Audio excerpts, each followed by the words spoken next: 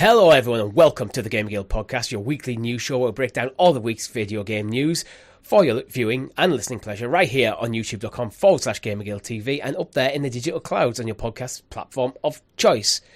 But joining me this week is none other than Mr. Chris. Chris, how are you? Not only am I doing good, Richie, but happy birthday, sir. Yes. It's your 45th birthday today. Congratulations. Yes, I'm officially 67 years old. Congratulations. I've got a preemptive beer out celebrating ahead of time. It's almost as if we're recording on a Friday night, so you knew to bring a beer.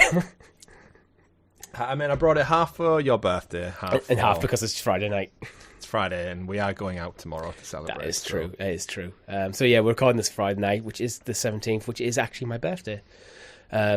I'm 34, not 67. Or what did you say? I was going to say something like that, something ridiculous. Yeah, I'm 34. Ahead of time. But yeah, congratulations. I've caught Many with happy you again. returns. Yeah, this time every year I catch up with you. Yeah, until one of us dies. That's morbid. I apologize. Yeah. Happy birthday. Thank you. And thank you. I'm assuming people at home are sat there like with party hats and shit on. Oh, of course. That's how I assume people celebrate my birthday, even if they don't know me. Just get the party hat. I just wanted to put a party hat on today. Celebrate with games. Yeah, celebrate with games. Yeah, play a lot of games. Or a lot of gaming news. Such as the Game Award nominees are out. What on earth is actually going on at Amazon? And Chris, do not eat your Xbox. I'll try not to. All that and much more on this week's podcast. But before we get into it, don't forget to like the video, subscribe to the channel, and ring that bell icon so you're kept in the news of all the great content here over at GamerGuildTV, such as this week's live stream, which wasn't actually a live stream, it was a premiere. You played Rise Son of Rome, Chris.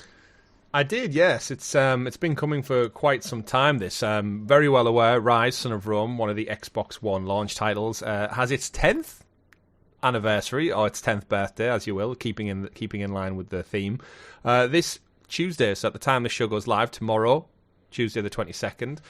10 years, Richie, not only since the launch of the Xbox, but the launch of a game that's almost gathered a cult following in recent years of being one of the forgotten titles that still holds up to this day. So yes, I jumped into it. Part 1 is available now. Members already have Part 2 up there. It's probably going to be about 4 streams, judging at the pacing of the chapters. So halfway there already, and if you are a member of the channel, subscribe, 99p down below. You can get Part 2 available right now. Really enjoying it. Fun combat. Graphics hold up really well. Facial capture, incredibly impressive for a 10-year-old game. And if you want to check this out, I'd recommend go and do on Game Pass. With the little caveat, not available in the cloud, not available on PC either, unless you buy it via Steam. So just Xbox console, which is like an oddity for an exclusive. I'm actually not that surprised it holds up well, because it was an Xbox One launch title, wasn't it? Yes. Yeah, and so if you think of this as a launch title, this is like when you bring out a new console, you want to put a good foot forward. Yeah. So like it's kind of a showcase piece for the console, and this is why you should buy this console. This is why it's better than the previous one, kind of thing. And that generation is pretty strong.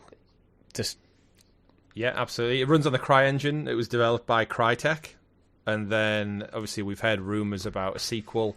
This is one of those games where I wouldn't be surprised. Now Microsoft kind of has all its studios in order, in mass. I could see Phil Spencer looking back at this he has not even rose tinted glasses, just saying how can we flesh out the single player narrative, and Rise is, weirdly enough, Rise is ticking a lot of those boxes that we always talk about here on the channel. Xbox is missing those linear story driven video games, and this has it in abundance. It's telling a fun, interesting story so far. The combat is there, and it is a very, very linear game. Yeah. So, yep, I'd happy. I'm not even finished it yet, and I would quite happily take a more fleshed out sequel. Yeah. And it reminds me, I was saying this in episode 1, it reminds me quite a lot of The Order 1886 for PlayStation. Oh, that's absolutely gorgeous. Holds up super well. Very interesting storyline, and just bit shorter than people would like for a full price game.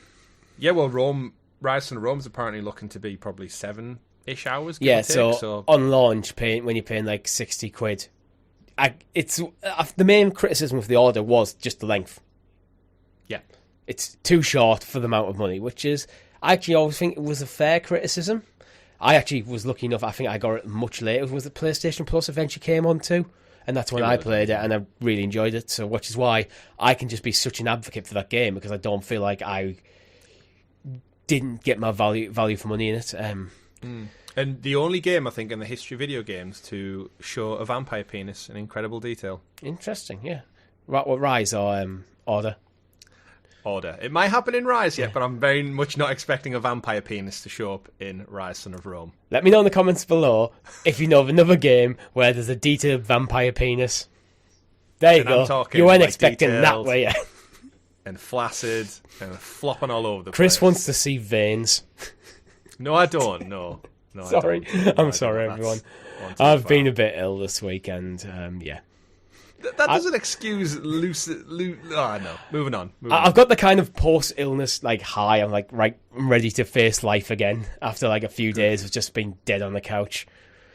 I don't know. We have a merch store where you can buy some awesome merchandise, such as hoodies, t-shirts, stickers, whatever you want. I've got a mug at work. I love it. It's great. Does exactly what you need. Perfectly contains your cup of tea. Or coffee. Or coffee. Yeah, I've used it for coffee. So I've used it for both tea and coffee today. No beverage racism on this channel. Nope. I haven't tried it with hot chocolate yet, but I assure you it will work. Good to know. This is going to be a weird episode. This is my first drink. I haven't... Chris, would you like to introduce us to the... Oh, the graciously gathered Gamer Guild Gazette, a.k.a... The News! The News. And as always, the news is brought to you by our Guild Heroes, which you can join for as little as 99p over on the YouTube channel. Links and everything you need in the description below. First story of the week, Chris. You've got a new toy. Tell us all about it. I do. I have the PlayStation Portal in all its glory. It is here. I've had it for about 2 days now, I want to say. And yeah, do you want to get into it? Where do you want to start with this? Because I want questions for you. Right. I have garnered some questions from the audience. But yes. Do you want to go through the questions from the audience first, then your impressions, then we'll go hit the reviews? Yeah. First of all, I want to start off by showing you kind of just how this thing boots he's booting up. So if you listen to the podcast, stop what you're doing, go over to the YouTube video to see what Chris is doing, then go back and listen to the podcast. Yeah, I'm just checking it doesn't show any of my details on the main screen. Yeah. There. So when it was booting up, it was booting up like a weird portal, kind of like a blue swirly thing. It is. You can see the blue swirl. It's like a Doctor Strange portal there. Oh, it's ready to go. It's ready to go. Watch this. Wait for this animation. Sorry, audio listeners. He's pressing X. Oh, it's got FC24. Oh, and you go through the portal. Through the portal into my main one, and let me tell you guys, if you're again, very niche. Not even very niche. It looks slick. Degree. It's hard doing this back to front. Right, okay. Few bullet points then for my review. I'll turn the volume off. Volume looks great. First bullet point, it's difficult to play back to front. It is. I keep looking to press something and it's the wrong way around. I think that's harsh criticism, Chris. It is harsh criticism. It's a bit unfair. But this game absolutely got. I'm getting. He's booting up Horizon Forbidden West. It looks like LCD screen, 8-inch, looks beautiful. Is it LCD or OLED? LCD. It's not OLED. However, it's a lot of early reviews have said it's a gorgeous LCD. I wouldn't really be able to tell at first glance without comparing it side by side. I mean, it's a 1080 resolution in quite a small package. So I'm going to stop holding it up like that and hold it more like sideways now, just to give you an impression of it. But load times, latency, I've got quite a good network at home. It runs fantastically. I've had no issues. Setup was super easy. I've had no issues with battery life yet. Richie, I know I said beforehand. It supports a 4.37 milliamp hour non-removable battery that charges via USB-C. It does, and I don't really know where I want to start with this. I feel like I was going to do a video earlier on in the week, and then I never got round to it. You ended up just playing it. I ended up just playing it. I thought I'll do an unboxing, I'll record some stuff, but just trying to just show off it's hard to really get it on this, but it looks beautiful. It's a high quality LCD. It's a 1080p screen, but the thing is, with resolution, the size of your screen matters a lot for resolution. So the smaller the screen, the more you can get away with a lower resolution, because effectively you are still making them pixels nice and small. Yeah, and it just works. It's crisp. It's gorgeous. You know what the best surprising feature is? Is they took the DualSense, which we know, and they split it in half. And it just feels so good in the palm of my hand. And here on the channel, we've done a lot of kind of handheld coverage because of the nature of like cloud gaming. We've done the Razer Kishi. I've got the Backbone, which is, I guess, prior to the Portal, the next best thing to official PlayStation remote play gaming. And within probably 10 seconds of holding the Portal, it just sits so comfortably well. Does it feel like you're holding just a wide DualSense? Yes, but then when you're playing a game, because the screen is so big, it's not your phone. It doesn't have the letterbox black lines. It is full display, edge-to-edge resolution. And it just a screen. See, I do like the Kishi. I think it's overpriced for what it is, considering I think things like the triggers and stuff I always think very squishy and not... the Kishi for me is a great device for about £30, not $130. The biggest problem I've always had with it is, apart from like some like small platformers stuff, I think Planet of Lana is quite good on the Kishi. Yep. But the size of my phone, even if you have a large phone, I don't think is big enough. It always feels uncomfortable. Like I can never get a good feel for it. And that looks like a decent size. It's why I actually like my Switch. I never play my Switch docked, apart from when I stream Zelda, which I will do at some point again.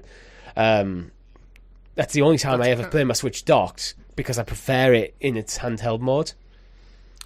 That's kind of it. And what I've noticed, again, the screen's great, feels great, is my needs basis, and this is what it'll always come back to, is your own needs use case. And with me, I've said many times before, I've got a newborn child. Usually I don't have the time to necessarily have the big screen TV, or either that, it's got Dance and Vegetables on, which she absolutely loves. To watch instead, and Who I can't. doesn't? And my PS5's in another room, so I can't do both.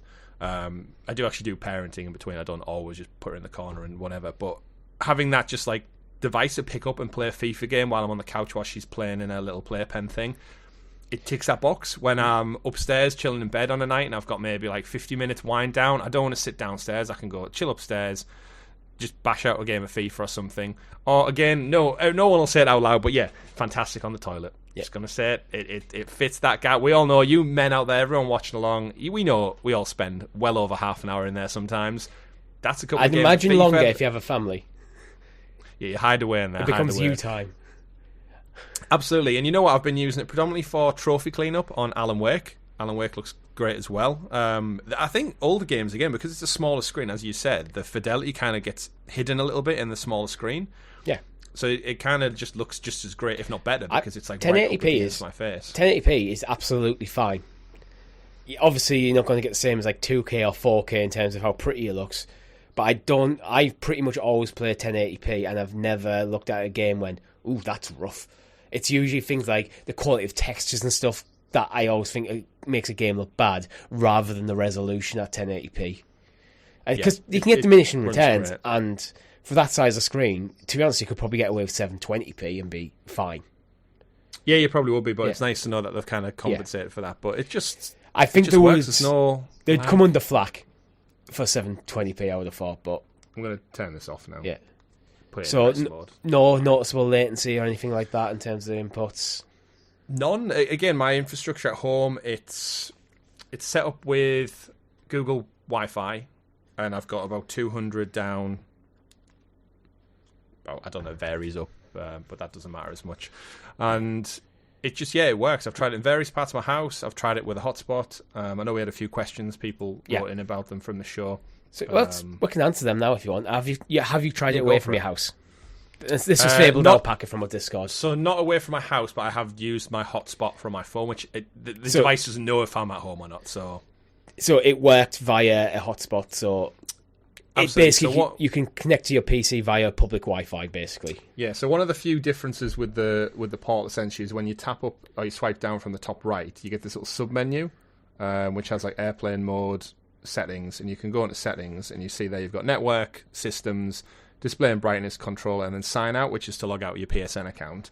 And essentially in network, you go in, internet connection, find your hotspot, connect up, and then it searches through your PSN for your PS5, and it boots up your PS5 remotely. You have to have it in rest mode, of course. For it's remote play. It is. So it basically remote play functions exactly as it would on your phone. There's no more limitations, because there was some stories suggesting that you couldn't use other Wi-Fi, you were locked to your house? No, as long as the Portal has Wi-Fi and your PlayStation 5 has Wi-Fi, or is connected to the internet, I should say, not necessarily Wi-Fi, it's fine. As long as it can get that message to the PSN, it'll wake itself up and connect and crack on. So I have used it on a hotspot. I do have really good mobile signal, I should point out. So there's no issues there with it. Yeah. And yeah, Wi-Fi is great. So in terms of latency and stuff, I've had zero problems.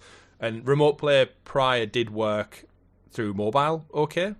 Just a couple of dropouts. And this is what I was intrigued by the Portal, because it does use the new PlayStation Link proprietary technology for Wi-Fi. We don't know what it is. They haven't explained it, if it's like a special version of Wi-Fi. It's got certain things that cut out other frequency signals or whatever the magic is.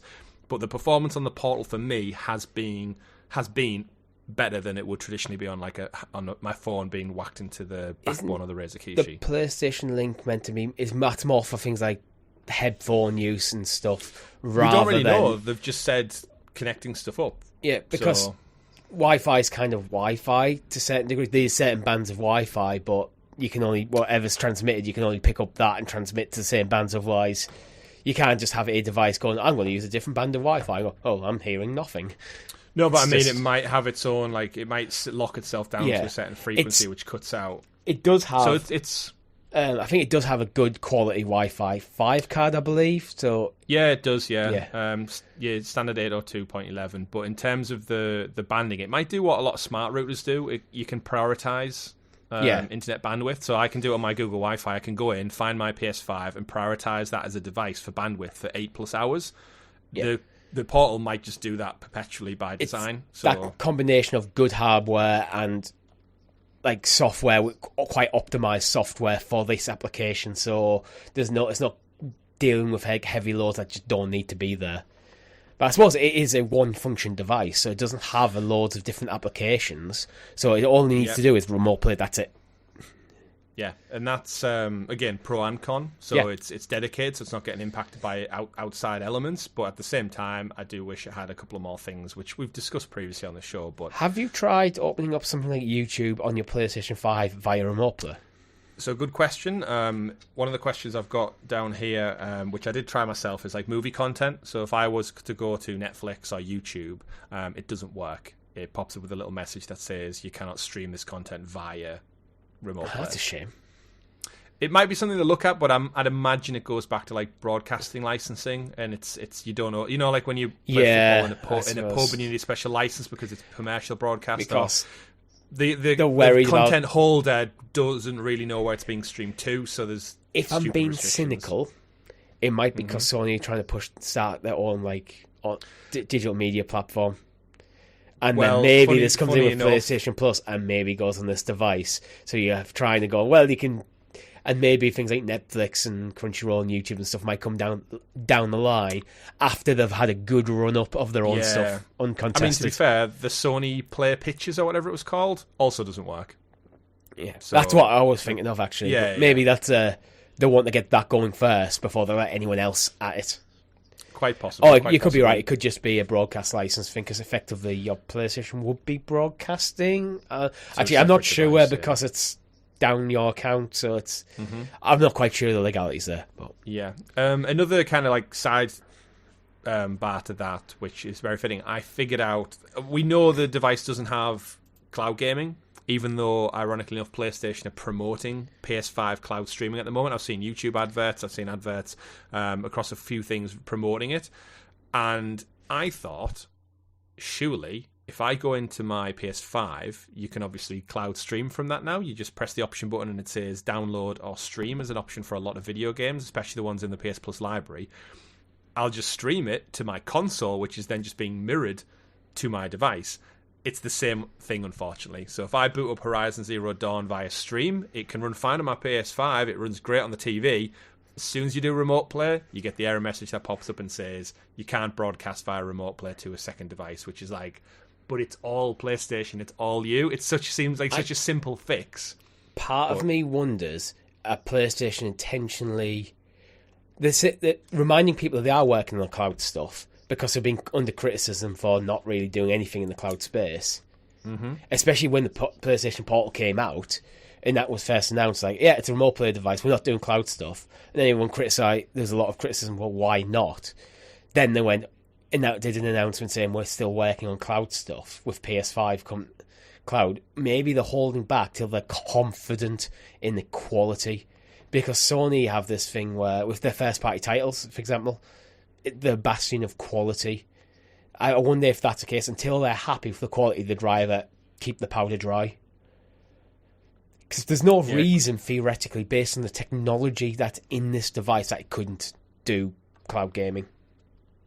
Yeah, absolutely. Like the internal software, it's very basic. Like when you turn the thing on initially, it literally just lets you type in connect to a Wi-Fi. Google Stadia password. It was just that was basically Google Chrome. That's all that was. That the client was just Google Chrome, so the software wouldn't need to be anything really chunky to do it. And we've said this from the get-go, and frustratingly enough, I've seen a couple of people like do early reviews, influencers who've said about like, oh, what about the device heating up because it's playing like PS5 games? It's like that's not what's happening. That's not what's happening. It's just a tablet that is being broadcast something just like Netflix. It's the device itself isn't doing anything other than powering a screen and a DualSense controller in essence.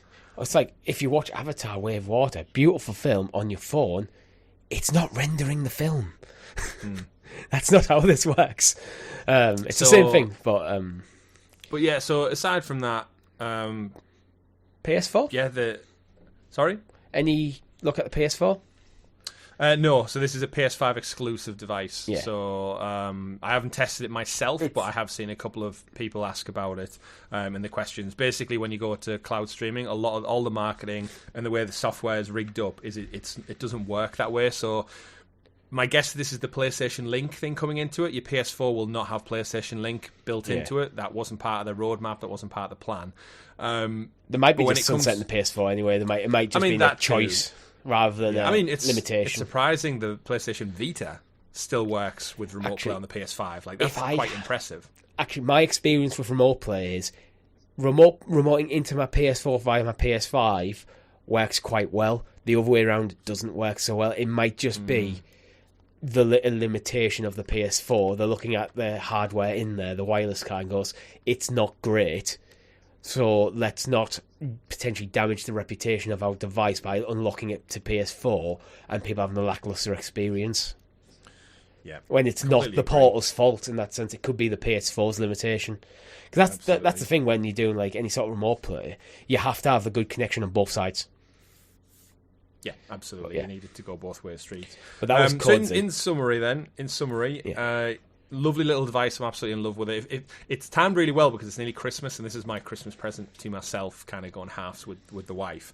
And yeah, I can see myself just playing so much in this. I've seen a lot of people already say you forget you're on your PS5, which is what we've always said is a testament to cloud gaming, when you forget it's being streamed. And playing games of FIFA, just sat there ticking away, doing some Alan Wake trophy cleanup. You just kind of forget, and I'm just playing PlayStation 5 games in the palm of my hand, on a gorgeous screen with the exact same controller. I think that does go a long way. This is the most comfortable handheld I would say I've ever held, because it is just a DualSense controller, and we've said many times before the DualSense is arguably the best controller ever. Yeah, and it's all there. They have the cool little lights come up for the DualSense, so like the little lights you're familiar with seeing coming down the side. You can adjust the light for like battery capacity. You can reduce all the kind of vibrations, but it's exactly the same replicated. So the haptic feedbacks, the vibrations, the rumble, that's all there too. They've moved the PlayStation button to the left, and the microphone button is still there, so you can still mute and unmute yourself.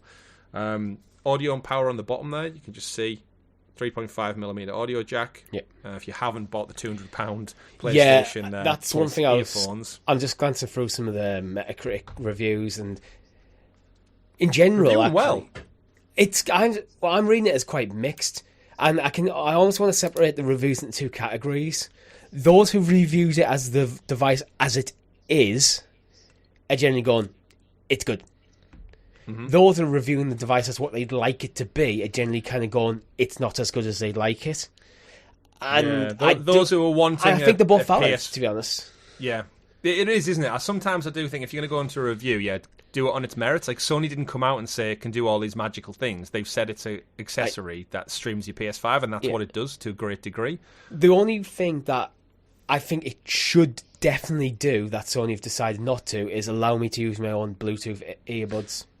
I think it's just straight up anti-consumer, and I don't really. I'm not going to give them any sort of leniency there. That is a bad decision, and I think that would be, if I was actually giving a numbered review, mark it down on that. However, it not having cloud gaming support, well, I know that going in, it's not meant to. I wish it did, and actually, one of the reasons why I'm very much being less interested in you is that lack of it, because I don't really have a need for a dedicated remote play device in my life. But if I had cloud gaming, a full cloud gaming experience and the portable thing with the PlayStation fidelity, I'm very, very much interested in that. But they're two different things. I'm reviewing what it is or what I'd like it to be. So yeah, and the Portal, from all intents and purposes, it's been reviewing, like I said, really well. I think IGN gave it an 8, and amongst others. And Tech Radar give it 100. I mean, yeah. Again, on its merit, like I would give it probably a 9 out of 10. Like I said, mark it down for the Bluetooth thing, but other than that, it does everything else. I'd mark it down harsher than that for the Bluetooth thing personally, but again, I don't necessarily play it with earphones. I play it with the volume quite low, but I'm never really in a scenario where I need to be really, really quiet. And if I am, I've got headphones. Like that's the ironic thing. All these influencers have been saying it needs wireless. They've all been doing podcasts and shows with wired headphones. Yeah, like, go check it. Every one of them going, it should be wireless, has wired. I think for me, the standard your headphones nowadays, right now? Mine are wired. Just check. But the thing for me is the standard now is wireless over wired, and I think I'd rather have it full Bluetooth. You can use whatever you want, and not have a headphone jack, rather than headphone jack that's seemingly chucked in there to appease people. Maybe that's a bit harsh, I agree. And also, I see these devices as fundamentally designed to be portable. So they need a way of connecting headphones. And if you got wireless earbuds, which most people do nowadays, especially if you're commuting a lot, you're probably going to invest in decent ones. I don't want a different set for my PlayStation than I do for my phone. Yeah, I just want to use what I've got. And isn't the big irony is we all have wireless headphones now because companies like Apple and Samsung decided to get rid of the audio jack. Yeah. And it pushed us towards this future with wireless. But I completely agree with you, and I would not be surprised if these features come at a later time. Remember when Nintendo suddenly discovered the Switch had Bluetooth like 2.5 years later? Well, this is why I would be quite harsh in my criticism if I was writing a review on that aspect to try and push them. Because it's just something that needs to be switched on. It's in there. You know what? Even if they admit it and go, you know what, we messed up, we should have incorporated it. They could easily make like a little Bluetooth dongle that just plugs into there. It has. I'm pretty sure it has Bluetooth in there. Like, not officially, I don't think they've said, but you'd imagine it will. Yeah. But either way, without going down the rabbit hole, same with the cloud gaming. I could imagine, like again, with it just being a software implementation, that could come later down. Like the first thing that happened when I turned this on is it did a firmware update. So they can do that no problem. It's going to probably have multiple iterations. And I don't know if you've seen it, but the Portal's pretty much sold out everywhere as well. Scalpers are on the rise. You're getting this Portal for like £385 dollars. Right. This is a message to all scalpers. If you're a scalper, listen to that. Fuck you. Unsubscribe. You just you do offer nothing, and you just make people's life worse. That is what you are. You just make things more expensive purely for greed. Don't do it. Whether it's movie tickets or technology. Just seriously, fuck you. Yeah. But you know what? I love it. It fits everything that I want out of it. It's a little bit different than the last PSP. Yeah. I'll give it that much. So Chris is holding up a PSP. Do you have a Vita on hand? I do have a Vita, yeah. While Chris is done, I do have 2 more questions for you before we finish while you get your Vita. One of them is written in by Cumnar and goes, what's the max height you can drop it on a hard floor without it getting damaged? I'll never know. Yes, that's. I'm pretty sure there is a YouTube channel that does that. So the mouse cases will probably have it up soon. Yeah, there'll be something. Yeah, there you go. Yeah, so it's quite a bit bigger than the Vita. In fact, the Vita is similar size to the screen alone. Well, in terms of width, there's quite a bit more height on the screen than the Vita. But look at the controls, those tiny little nubbins. Yeah. Although I will point out before we move on, actually, the DualSense sticks are smaller than the original DualSense by a marginal amount, but they are smaller. Does it come with a case? No, I don't think even third party. Right, I think it does. This is a device that you probably do want a case for. Mm-hmm. Ideally, I feel that's something that should be boxed in, to be honest. It would be nice, but... Because it very much feels like something you chuck in your backpack on your way to work. Not if... Yeah, I think it's stuff that's probably going to come at a later date. I think they've rushed to get the portal out for this Christmas to a degree, and that's why I think Bluetooth, cloud gaming support, cases, peripherals, they might come at a later time. You think Special edition, we might get this in different colours as well. You think they've narrowed the focus? I don't know, it's Sony. Do you think they've narrowed the focus to get the primary ticks done in time for this Christmas? Potentially on a bit of a flop of VR this year. Yep. To pad up them numbers a bit, where maybe it was like next year they were planning to launch, like a full-fledged experience. I'm going to make a prediction, Richie. By the end of 2024, next year, so this time next year, the PlayStation Portal will have sold more than the VR2. I think you're probably not that far off yet already, to be honest. How many did they manufacture? We don't know. I don't know. But they're sold out everywhere, which means there's high demand, which means what happened with the Wii. Not that it's going to happen to the Wii levels, but yeah. But overall, great device. I'm thrilled to bits with it. If you're thinking of getting one out there, I'd probably say just trial remote play on your phone. If it works, it's good. The Portal is going to be slightly better than that, I would say. Well, if you fancy it, you can DIY it, buy a DualSense, cut it in half with a saw, glue it to the side of your phone, job done. That might not work. No, it won't work. But Chris, Fizz writes in saying, how does it taste? How does it taste? He did just lick it, guys. He did just lick it. Where that? Pretty similar to my DualSense, actually. All right. So you must keep your DualSenses quite clean, so there's not much hand residue built up over the years. I tend to rotate them between three of them. But mine need cleaning. The white controls, you get fingerprints. Mine. Yeah.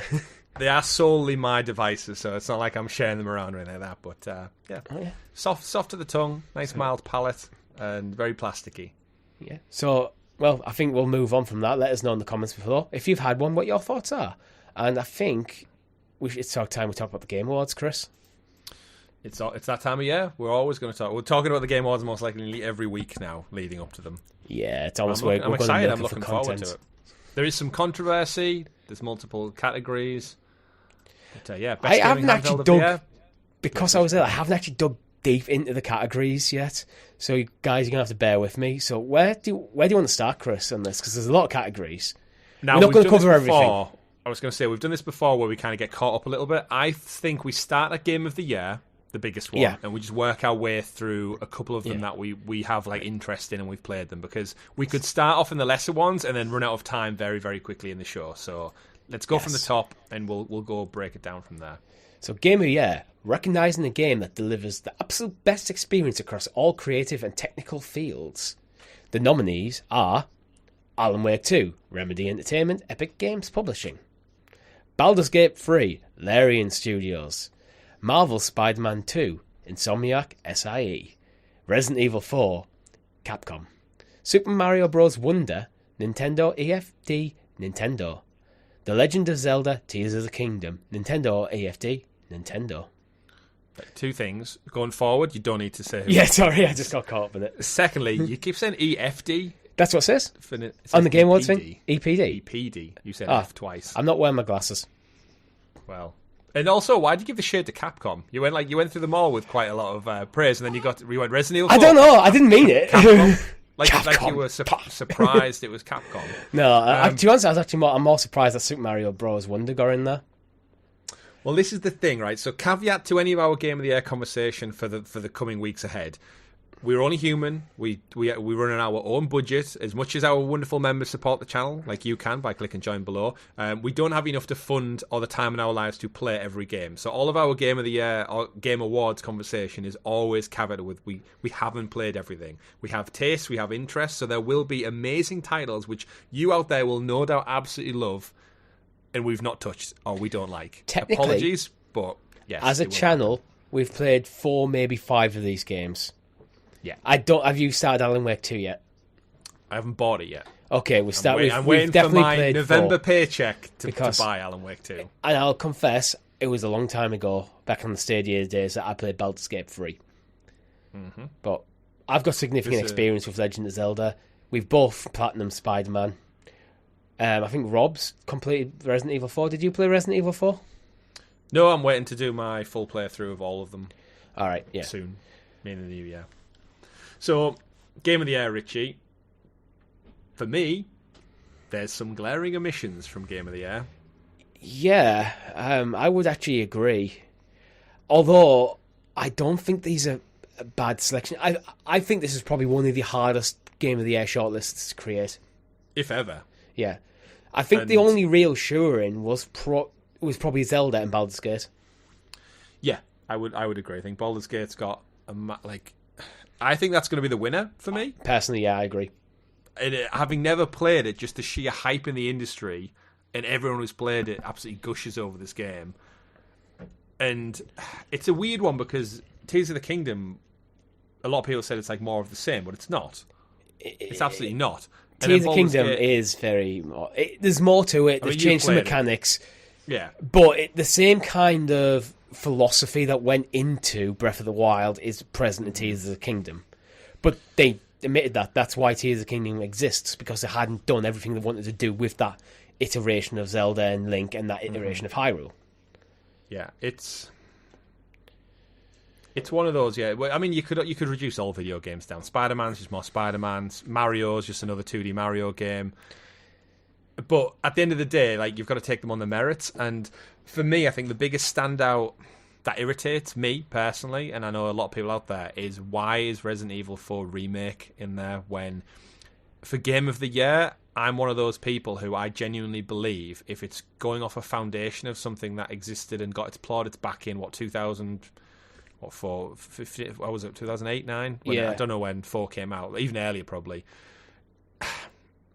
It had its flowers back in the day. It was already a beloved title, and then to do a remake and it then potentially beat out another brand new game, I feel like it's a disservice to the creators who made it.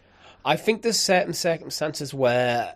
I'm with you, but I think there is certain circumstances where I think the game's fundamentally changed enough that while it may have the same title, can be considered a completely different experience. I'd say Final Fantasy VII Remake is a fundamentally different experience to the original Final Fantasy VII. The battle system's different, the graphics is different, it changes up the story. There's enough change in there. I don't think there is that existence for Resident Evil 4 to the degree that it needs to. When there is titles that are also worthy of this list that have been overlooked. And they're brand new iterations. They're whole new storylines. Everything's not based on anything else. And I don't know whether because I've played a few of the others, maybe I'm a bit biased towards that. But what would remedy all this is a separate category that says Remake of the Year. It's as simple as that. Just Remake of the Year. And Resident Evil 4 could win the title probably hands down easily. But Remake or Remaster of the Year. We get that many a year now. We get a good handful of them. It could be a category unto itself. And what really kind of makes it crazy is that you haven't finished it yet, but Final Fantasy 16 cannot that's arguably going to be my game of the year, and a lot of other people absolutely adored it, and yet RE4 Remake beats it out for some reason. Surprise. I am actually surprised. Final Fantasy 16 I thought was a sure-in. I thought for a big chunk of this year, I thought Hogwarts Legacy would be a sure-in. I would go Hogwarts Legacy over Resident Evil 4. Mario, I'm a bit surprised it's in there because it's 2D Mario. I am a Nintendo fan, but I think it's a bit more of a niche game than people realise nowadays. A 2D platformer, 2D one especially, yeah. But they nailed it. And I think it's Mario's IP that's kind of pushing that into the limelight. Where I think a game of equal quality and style that didn't feature Mario wouldn't be in this list. I agree. I think that's a good approach to give it. I don't know whether that should be something that's held against Mario or not, to be honest, because Mario is in this game, and that is why one of the reasons people love it. It's the same reason why people flocked to Zelda or flocked to Spider-Man, because of the nature of the IP. Yeah, it's got a lot of pull. But like you said, the IP, Hogwarts Legacy, it's one of the biggest selling games of the year, and it beats out a lot of these in terms of numbers sold. And there was a lot of critical controversy around Hogwarts Legacy, not necessarily about the game, but regarding J.K. Rowland. Roland, yeah, J.K. Rowling. Yeah. Keep on rolling. Yeah, sorry. But yeah, I think Hogwarts was a good shout. But I do agree with you on the Mario. I'm not surprised Hogwarts didn't get into this because of the controversy. It's been a strong year, so I mean, one we've not spoke about. there's sites that Jedi didn't even Survivor. cover it. Jedi Survivor, yeah.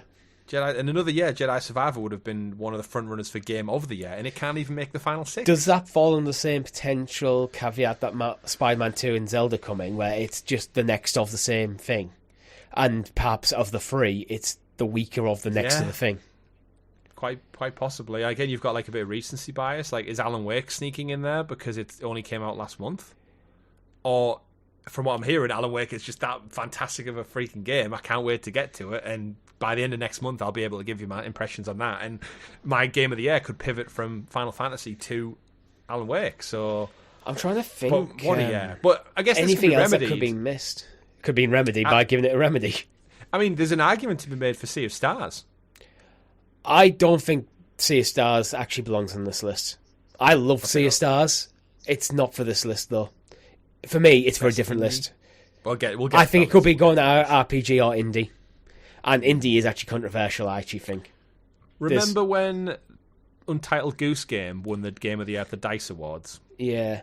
That was quite a weak year, though, wasn't it? I mean, It Takes Two. I love the hell out of It Takes Again, Two. It Takes Two it would was not kind hold of a candle up to any of these games on this list. Again, it's a great game, but on a relatively weak year. Well, I do think there's any one of these 6 games, plus the other games that we've already mentioned, could win Game of the Year in another year. So here's one then. Yeah. Wow, we keep talking about Game of the Year. Starfield. Those poor Xbox fans out there, Starfield was their absolute second coming of Christ for a lot of them. And I would go Starfield over Resident Evil 4, but I'd go probably Final Fantasy over Starfield. Yeah. I concur with that. I need to give a shout out to my Xbox family out there who absolutely adored Starfield. I really enjoy my time with Starfield, but I actually don't think it belongs on this list. I think that is a right call. I don't think it's good enough. That's the reality. It's like it's good at what it's doing, but it's not good enough. The reason I say that, despite it being an absolute packed year, and I was kind of like, I'm trying to get through games a bit better at the moment, I was quite happy to put down Starfield and move on to Sea of Stars and then on to Final Fantasy, where it didn't... Once I roll credits, although I know there's tons of stuff to do in that game that I just haven't experienced, I was quite happy to move on. So while I did enjoy my experience, it didn't grip me. I didn't really like the way it kind of, the New Game Plus kind of thing. It felt, in some ways it works, I get what you're going for, but to lose everything I've built. So you spend time building a base on the moon, like I did, or building your own ship, and then you get to the end of the story and goes, hey, here's New Game Plus. It's going to change the experience of the game, but you're going to lose everything. I didn't like that. Yeah. I think that's what made me go, I'm happy to move on. But even then, it's all subjective, of course. If Starfield's your game of the year, it's your game of the year. But as someone who'd never played a Bethesda game before, and as someone who'd never played a Final Fantasy game before this year, I finished Starfield, I finished Final Fantasy. I am absolutely 100% a Final Fantasy fan. I can't wait for the next one. I might even go play 7 Remake in line for Rebirth. Starfield, finished it, put it down. It's a good 8. Forgot about it. It's a good 8 out of 10. But we're talking 9s and 10s here. So. It didn't do enough to impress me. Like the load time jumping around, the combat, the quality of the animation. Like there is a reality where it does not look as good as any of the games on this list. Yeah. Visually. Yeah, I'd go that. Zelda gets away with it by being stylized.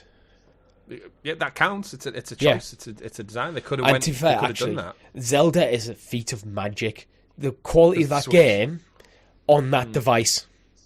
And the fact that there was some times when I was playing it where it did get a bit framey, so there's a lot of fire on screen, or you get a really big open vista, but they're rare. It was rare that I saw a noticeable frame drop using what's effectively 10-year-old mobile hardware. Yeah, but so it is crazy to think. Like, so you got remakes in there, you've got omissions, you've got so much stuff. But yeah, for Game of the Year, it goes as a testament to show you how good 2023 is, and I'm quite confident saying this has been the best year for video games ever. I think it's definitely in there. I'm not going to ask you for what you think is going to be Game of the Year or what your Game of the Year is. I mean, mine isn't in there at this moment in time. Yeah, because I think that's a different podcast, and I want to get through some other categories.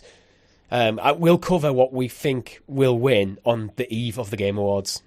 And we'll cover our actual Game of the Years at the actual end of the year. Yeah.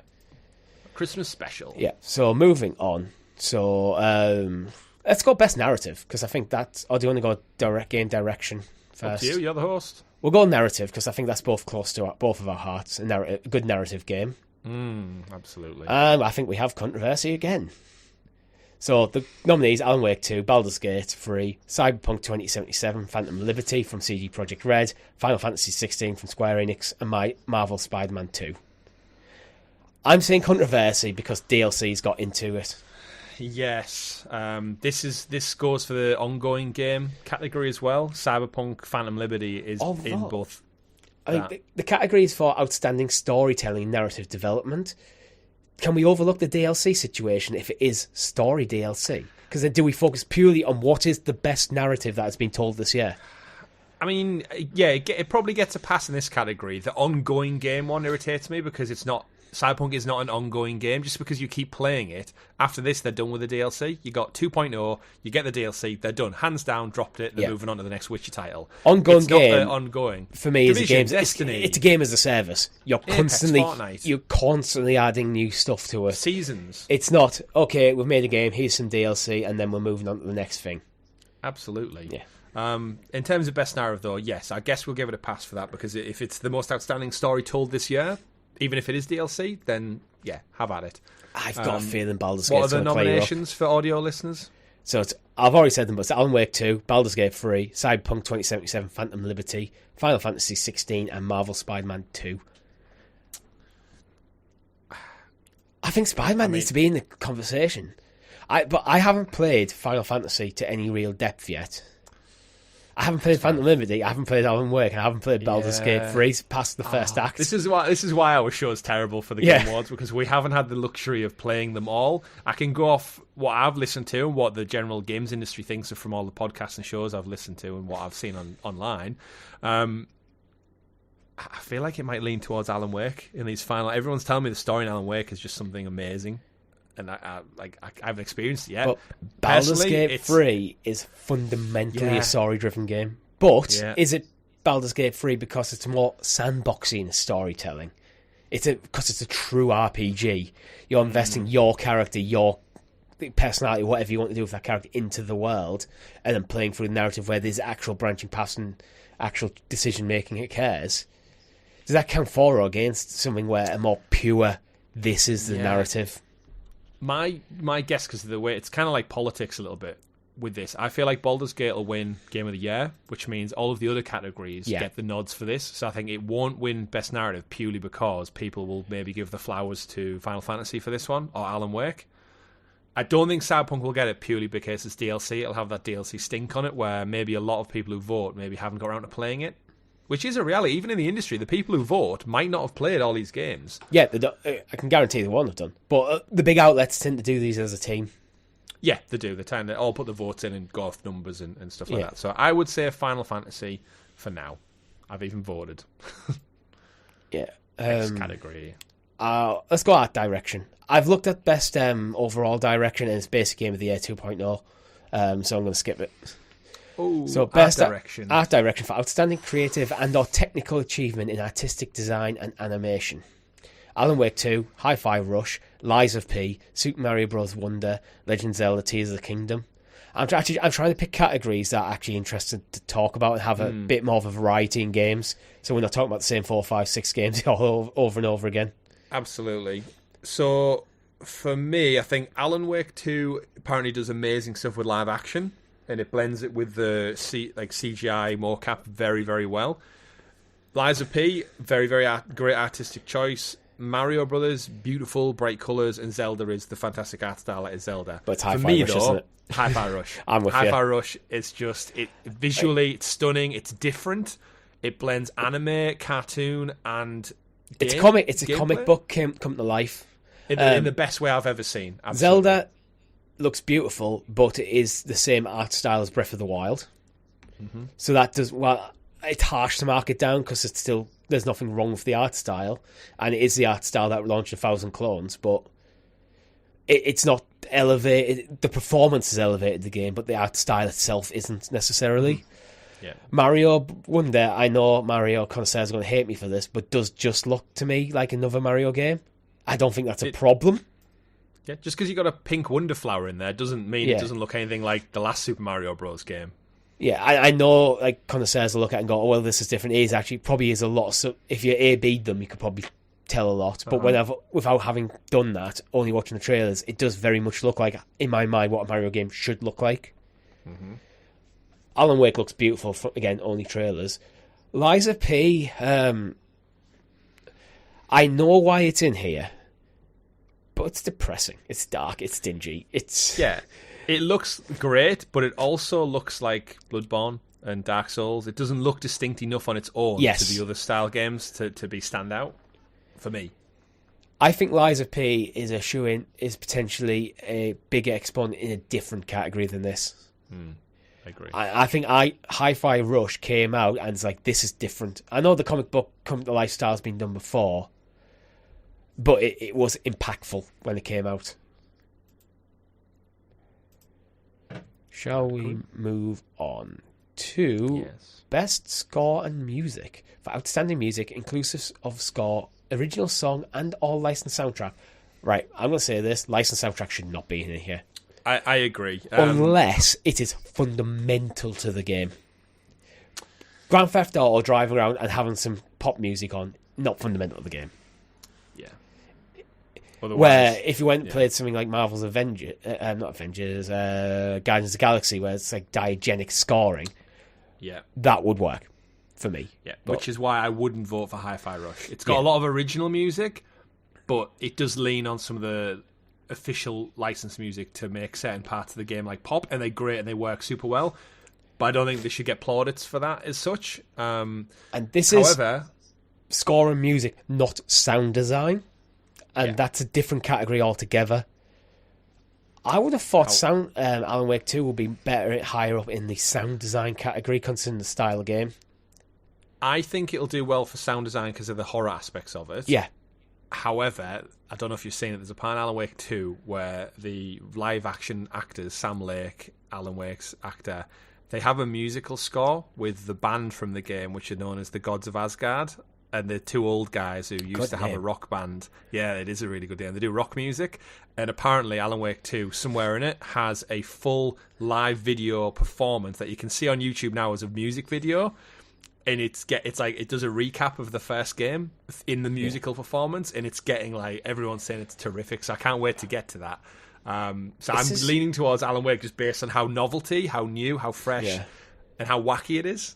And the song's apparently quite good as well. I think this is a hard category actually because I haven't really heard much about Baldur's Gate 3 in terms of music. It doesn't mean it's not in there though. And Zelda and Final Fantasy are famed for having some basically two... If you had to pick two games, what games have the greatest music of all time in terms of the video game space, it's Final Fantasy and Zelda, probably, for most people. Yeah. It has its own orchestra. What? The Final Fantasy orchestra. So does Zelda. Yeah. I mean, having played 16 this year, some of the moments where the music swells into like the icon fights and stuff, you're in for a treat over the next couple of weeks when you get to some of the milestones, because just... everything in tandem, the fight, the action, the music is just, it's absolute perfection. So I'd say Final Fantasy. I think I'd lean towards Final Fantasy because the music in Zelda, while it's traditionally amazing, and it is actually when it's there, in Tears of the Kingdom is great, it's not just the kind of forefront it has been in previous games. Before, when you think of things like Ocarina of Time or Twilight Princess, the music is very upfront. It's a lot more subtle in the background. It's more... trying to create an atmosphere, where there's times in the previous games you get these epic moments where the music swells, which you do get, which is this kind of stuff you're talking about from Final Fantasy. Yeah, Final Fantasy music is so good. I needed some relaxing music to play, try and get my daughter to sleep the other day, and in between my wife playing like acoustic Disney music and stuff, I wanted something a bit more in my wheelhouse. Put on some of the Final Fantasy soundtrack, and there's the music that plays when you're just walking around the home hub. And it's like super chill, and it's got a like nice little vibe to it. It's super good. So yeah, Final Fantasy for me. Yeah, that's why I'm actually. I said we weren't going to actually put our things in, but we have been. I'm I'm going to skip audio now. design. A lot of mine might change, though, once I play Yeah. Alan Wake 2 and we kind of see the year out proper. Yeah. I'm going to read the nominations for audio design, but I don't want to dwell on it. It's Alan Wake 2, Dead Space, Hi-Fi Rush, Spider-Man 2, and Resident Evil 4. I think it's probably a straight shot between Alan Wake and Dead Space, if I had to guess. Alan Wake wins it because Dead Space is a remake. There you go. So the audio design is very much just up-res from what it was back in the day. Performance. What's best performance? Best Ben Starr, performance. Final Fantasy. Awarded to an individual for voiceover acting, motion, or performance capture. Yeah, that's good for this one. So Ben Starr, Final Fantasy 16, Cameron Monaghan, Star Wars Jedi Survivor, Idris Elba, Cyberpunk 2077, Phantom Liberty, Melanie Liberd, Alan Wake 2, Neil Newborn, Baldur's Gate 3, Yuri Lowenthal, Spider-Man 2. Spider-Man. Ben Starr for me, every day. I think he'll win, just because he's awesome online Is as he well. Clive? As YouTube. Yeah. Yeah. Yeah, and like he gets very passionate. Idris Elba just plays Idris Elba from what I've seen in Cyberpunk. And Yuri's the best Spider-Man out there, but again, in terms of performance, the wide variety. I think Miles outshines Peter, though, in terms of performance. I agree. I don't think it's even close. Miles, I think, maybe it's just the material they're working with, but I think there's points when Peter's like, when you first get the black suit, you really felt like you had the black suit. In his performance as well as just the mechanics. But I think Miles had a more emotional range. Yeah, I would agree. I think Yuri's kind of standard Peter Parker, angry Peter Parker. Upset that he was angry Peter Parker, basically. I agree. Yeah. Ben Starr. Cameron Monaghan, not standing out for you? No, again, Cal's character in general doesn't get that many moments to showcase what he's about. He's very much like he's more of your conduit to the world and the stuff that's happening around him rather than him. Yeah, even though the Jedi games do the best to kind of give him character, and I've said time and time again, I'd love to see him in live action. It's still, in terms of a raw performance, his material hasn't been enough for me so far. Still great though. Yeah. What category do you want to go to next? I think for the sake of time, let's just get into the two indie ones, or independent. I know there's been some controversy on this as well. Best independent game, and there's also a best debut indie game. So we'll go best independent first. So the best independent game for the outstanding creative and technical achievement in a game made outside the traditional publisher system. Outside. Isn't it Dave? Isn't Dave the Diver attached to a massive publisher? This is the one where it's been coming under criticism, the category of it, because I think they're owned by NetEase. Yeah, that was a it. Massive multi-million-dollar Chinese and or French company, I think. And Dredge is Team 17. They've been around forever.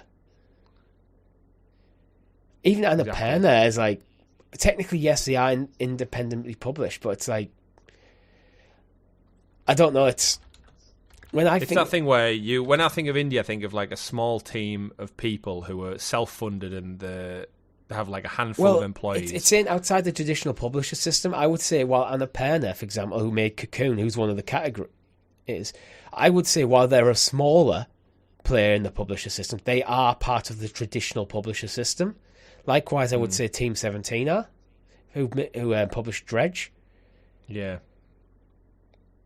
Sea of Stars for me, anyway. Yeah, for me, it's straight up Sea of Stars. I mean, Sea of Stars is about as indie as you can get. It was kickstarted.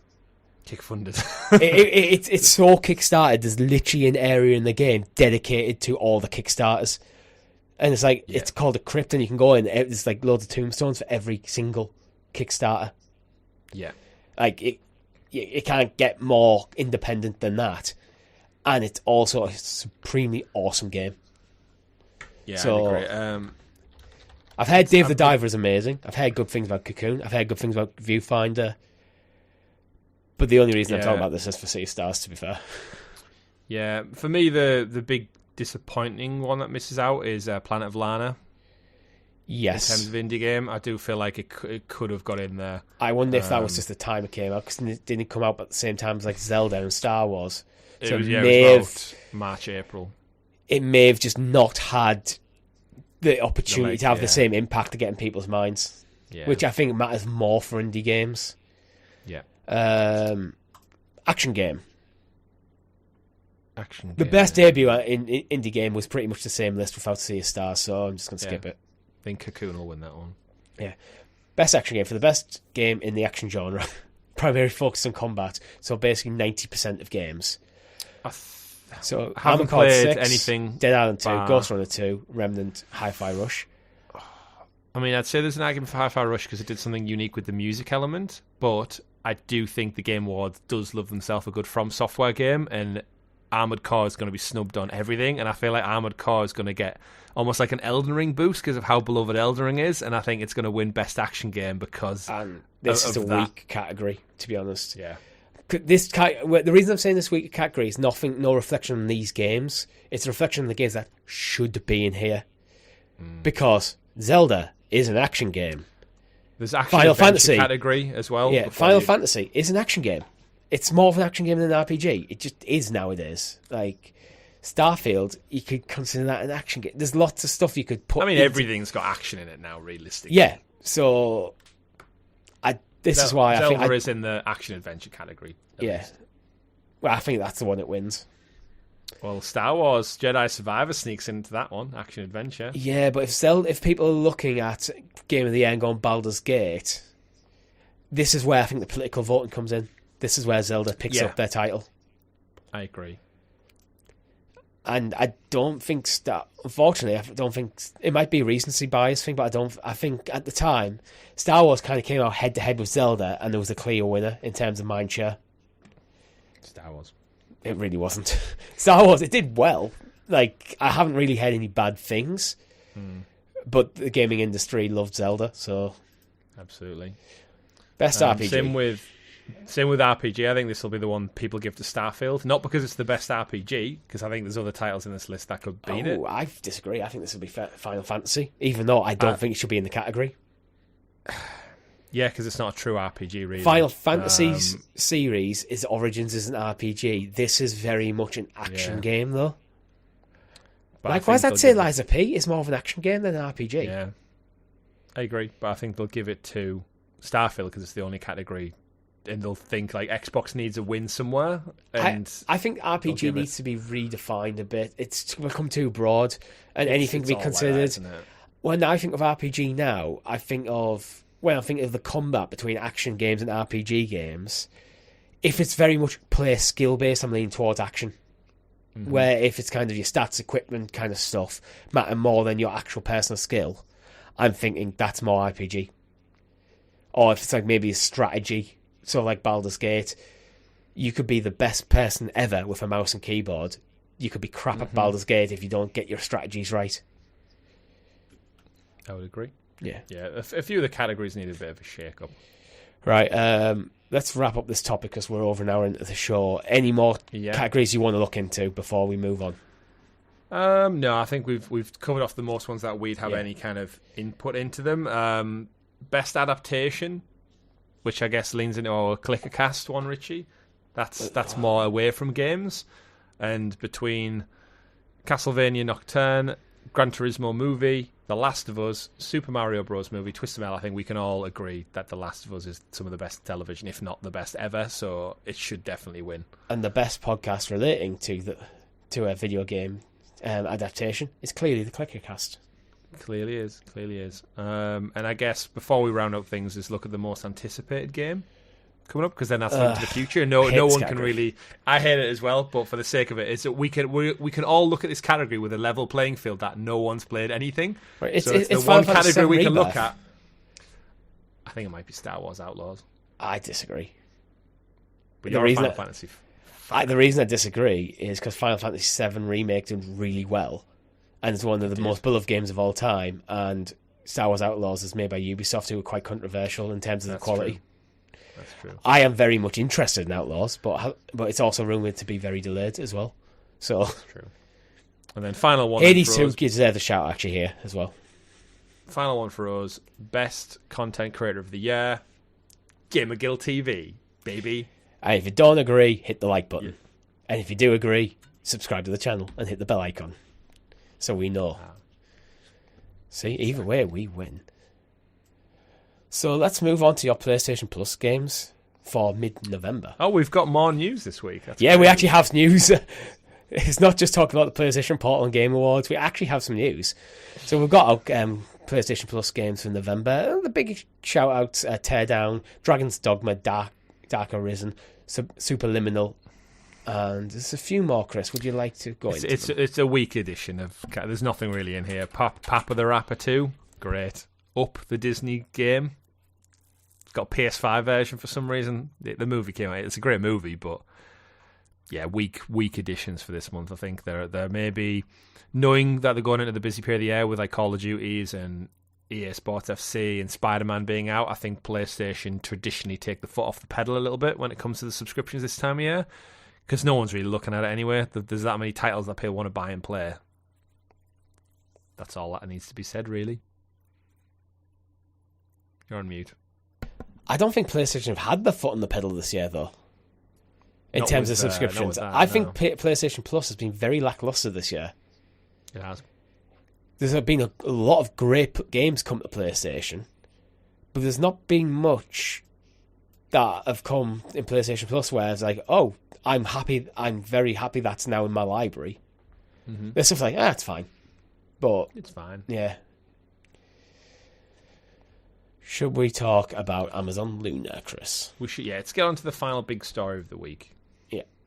So what's going on with Amazon Luna? It's been a while since we've checked in with them properly. But they've got some news. Yeah, well, they've done something now, Chris. Would you like to tell the ladies and gentlemen at home what they've just done? I like how you teed up for me there as the host. Reading from the Amazon Luna blog, it's been an exciting year for Luna, apparently, with cloud gaming services celebrating its 1-year anniversary in the US and becoming available to customers in the UK, Germany and Canada. Today, we're thrilled to bring Luna to gamers in France, Italy and Spain, giving more customers the opportunity to play games like stream movies, no expensive gaming hardware or lengthy downloads required. Launching in these countries with the same great features as the rest of them, with a diverse collection of games to enjoy, whether you want to jump onto the battle bus and play Fortnite, etc., all the devices listed below. Great. In and amongst Amazon laying off 180 employees from their games division, which is the kind of sad side to this week's news coin. We were actually going to come into this podcast and say this does not look good for Luna and the wider Luna team, and then they surprised us all by widening the markets to new territories. It's really confusing. Like, are you supporting it or not? Because it feels like they're not with the games that have been coming this year, or lack of. They've lost more games this year than they've gained, but now they're also still expanding the service to more countries. Mm-hmm. Dare I say it feels very much like the last days of Stadia a bit? I mean, it's too soon to write them out yet, but I don't know. I find it, and I think a lot of our audience and a lot of the cloud gaming community have very much moved on beyond Stadia and by proxy Luna to GeForce Now, which is a tried and practice model, and just went back to like local gaming, and I'm one of them. I've not touched my Luna controller in months at this point. There is not one game this year that has interested me. I've touched my Stadia controller more recently than my Luna controller. So have I. Yeah, mine's actually on my desk, my Wasabi one, because I use it as a PC controller. The biggest thing, great countries like Vive la France, Hala, España, and all that, but it goes back to the marketing is still just like, oh, do you want to jump on the battle bus and play Fortnite? It's like every marketing beat I see from Luna is just some Fortnite bullshit. It's like because you've got nothing else to market. It's the only game that's really ticking over. Everyone who wants to play Fortnite has already figured out how to play it. Mm-hmm. I don't think Fortnite... It's a good get for this platform, but not on its own. It goes back to the games, Richie. And the thing is, the tech works. We know the tech works. But in what I've said earlier in the show, this has been the best year for video games. Full stop. Yeah. I don't think any game that's got a nomination at the Game Awards is on Luna. Not one. Not any category. other than Fortnite in probably an ongoing game or live Have community they brought game or out any games that came out this year onto the platform? I don't think so. I don't know because I haven't looked up. The two Ubisoft games, caveat Ubisoft support anything. Yeah. Mirage, The Crew, and probably Avatar next month.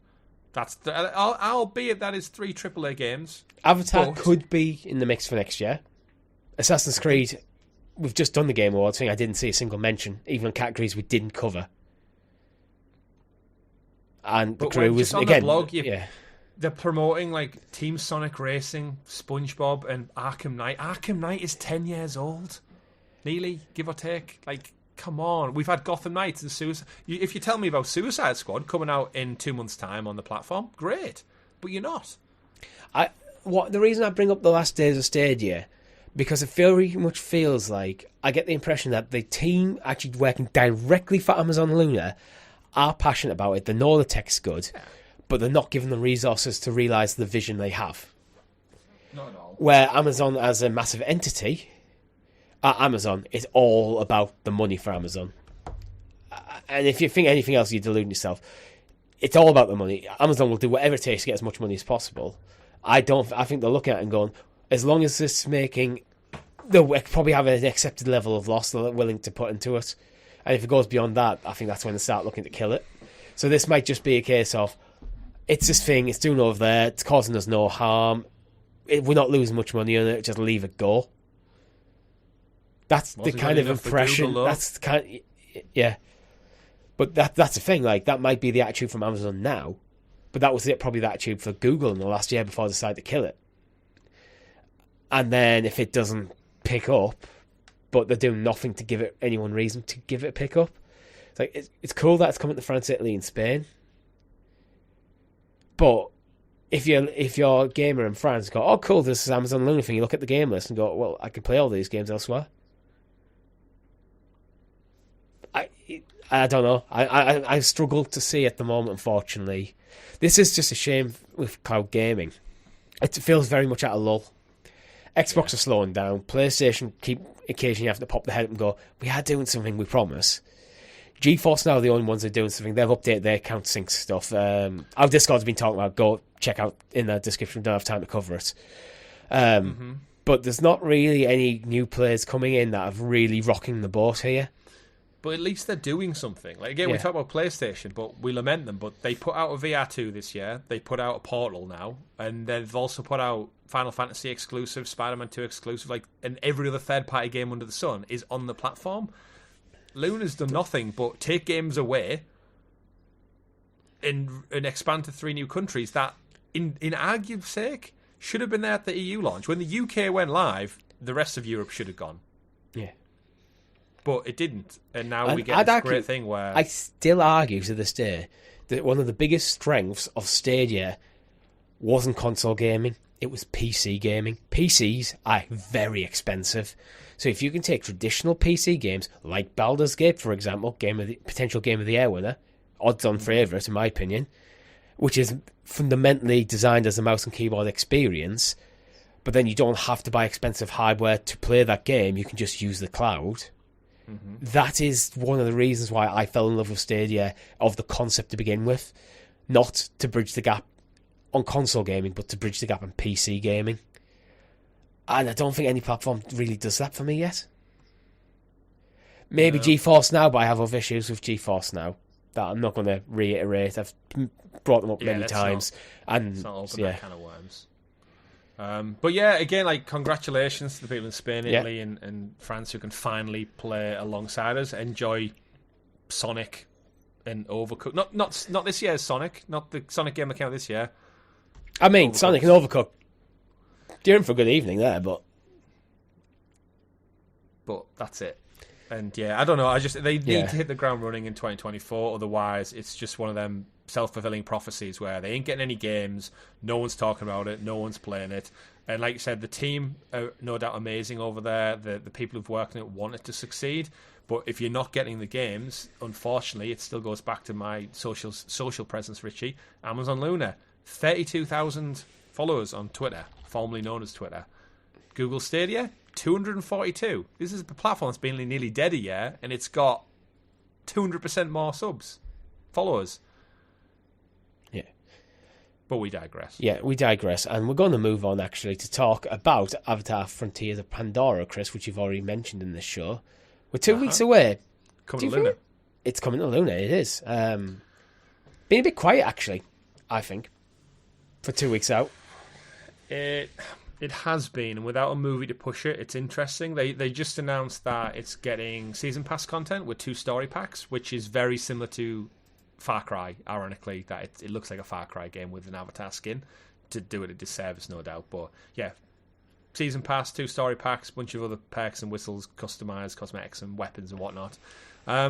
My hype for this game is interesting because it was going to be my next big purchase, and then the sudden rise of Alan Wake 2 and me going back and playing Alan Wake Remastered has made me pivot, and my December purchase, when I get paid, is going to be for Alan Wake 2. And I'm going to possibly hold off on Avatar, maybe if I finish Alan Wake by Christmas. I might treat myself while I'm off work over Christmas. But it's one of them where if I miss it at launch, I don't really miss out because there's no movie to tie it into. I'll get there when I get there, really. And like you said, it's a Ubisoft game, so I know what to expect of it. I know I'll have fun. But I've got no Avatar urge running through me at the moment, so I'll pivot and play Alan Wake 2, one of the best games of the year, is my preference for my money. And it doesn't feel like it's kind of got the hype around it at the moment that would make you worried that you might accidentally have things spoiled for you online. I expect this to be a good game. I think it looks phenomenal. I was just when I saw it was 2 weeks out and the story, I was actually a bit surprised that I just don't think I've seen anything since we last covered it on the channel. Yeah, it's an interesting one. I mean, I'll probably enjoy it. I'll probably get the platinum because if it's laid out like a normal Ubisoft game, I'll probably sink a good 30, 40 hours into it to do that. But yeah, I don't know. Maybe we see a big push this week. It might just because how saturated we are with great games that it's just fallen on deaf ears a bit. When does it come out? The 8th? It's 2 weeks away. I don't start December. It's the start. I'm wondering if the Game Awards 7th. goes big with something for it. Game Awards is the 8th. Yeah.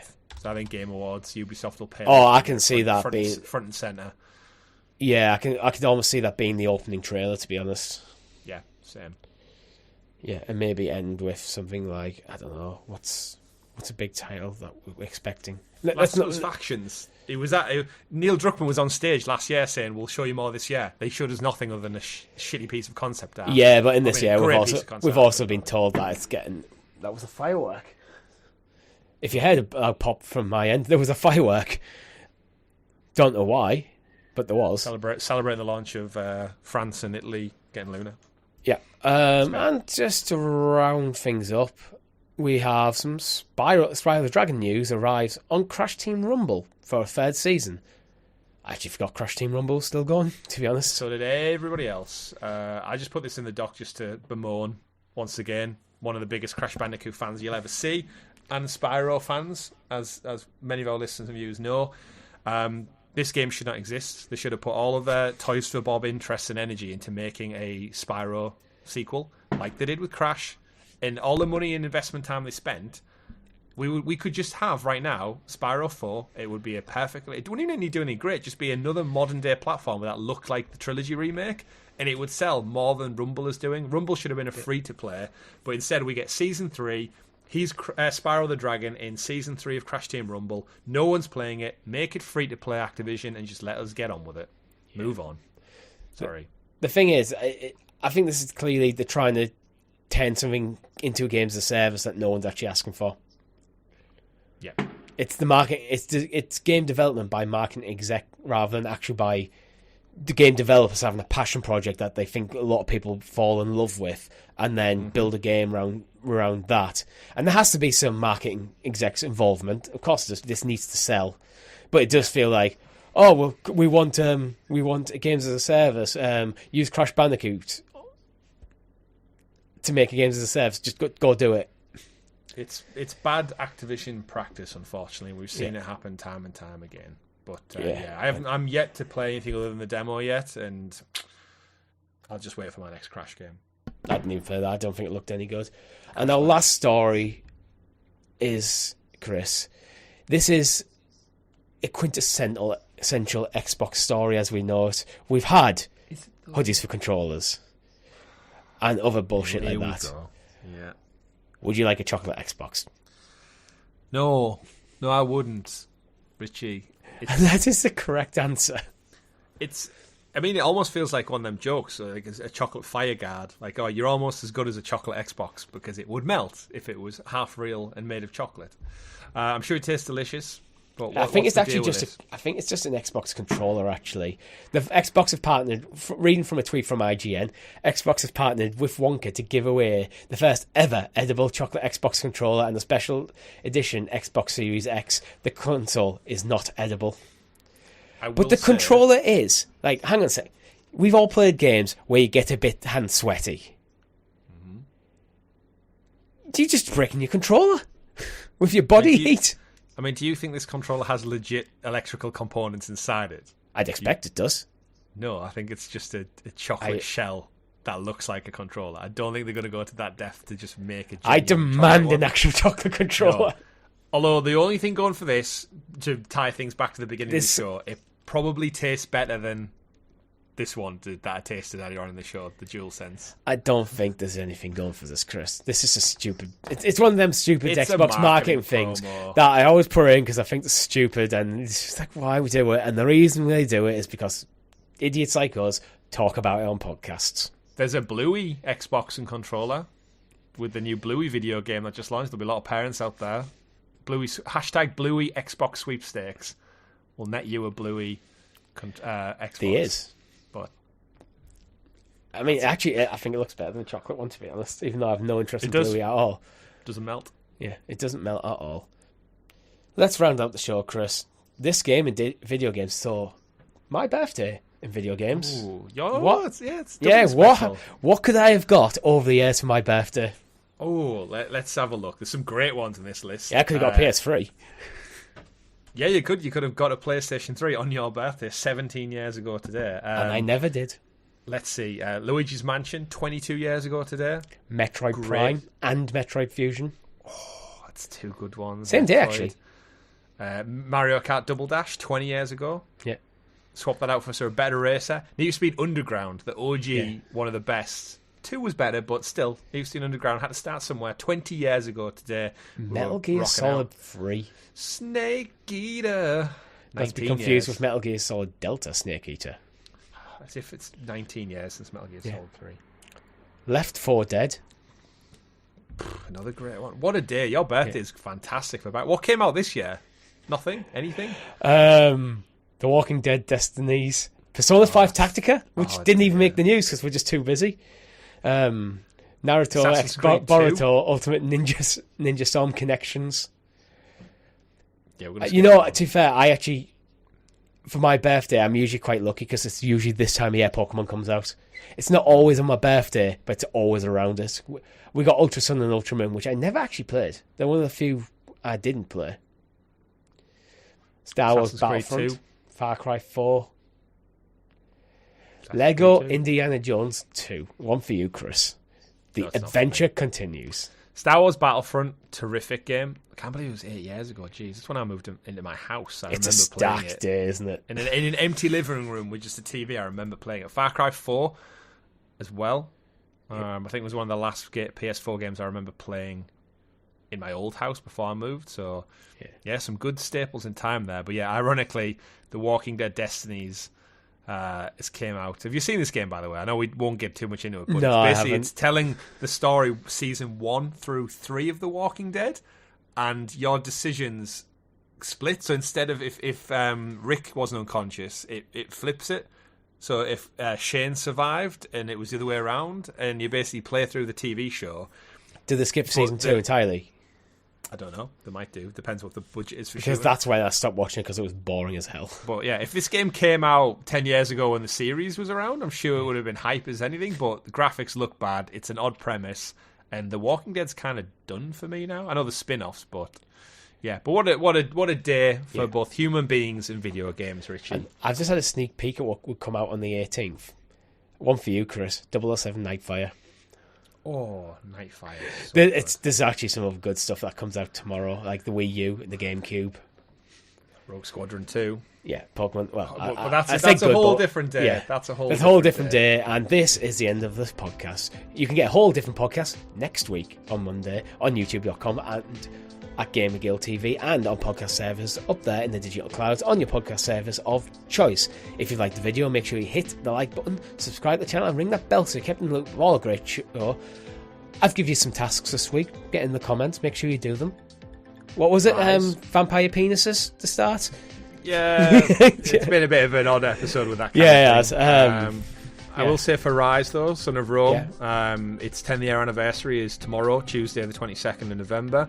So while everyone's tweeting about the Xbox One's anniversary, go show Rise some love. Episode 2 will go up on Tuesday. Episode 1 available now. If you're a member, you can go check it out right now, along with this episode. Yeah, and if you want to know, actually, because I glossed over it, about what's going on with GFN, link in the description to our Discord server. There's a lot of people discussing it over there. Yeah. So you can join in that discussion. And with that, my name's been Richie. I've been Chris, playing the PlayStation Portal. He's been playing the PlayStation Portal when he's meant to be podcasting. How dare he? Show. The whole show. And he's achieved nothing. Goodbye, everyone. Bye.